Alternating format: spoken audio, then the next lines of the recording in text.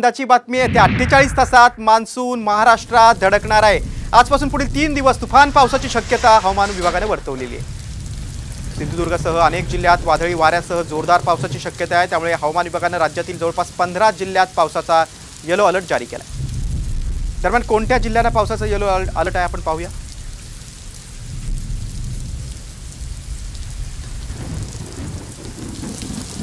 सिंधुदुर्ग, अहमदनगर, पुणे, सातारा, सांगली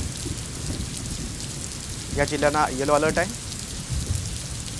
त्याशिवाय सोलापूर, कोल्हापूर, बीड, धाराशिव, लातूर म्हणजे पश्चिम महाराष्ट्र आणि मराठवाड्यात पावसाचा येलो अलर्ट आहे। नांदेड, वर्धा, नागपूर, भंडारा, गोंदिया म्हणजे विदर्भातील देखील काही जिल्ह्यांना येलो अलर्ट आहे।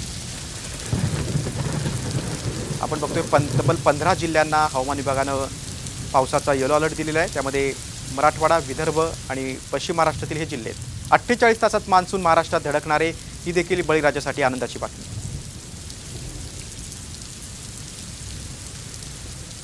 आपण बघतोय हवामान विभागानं 15 जिल्ह्यांना येलो अलर्ट दिलेला आहे। मात्र सगळ्यात महत्त्वाची बातमी ही आहे आणि आनंदाची बातमी आहे की आता मान्सून 48 तासात म्हणजे 2 दिवसात मान्सून महाराष्ट्रात धडकेल असा अंदाज आहे।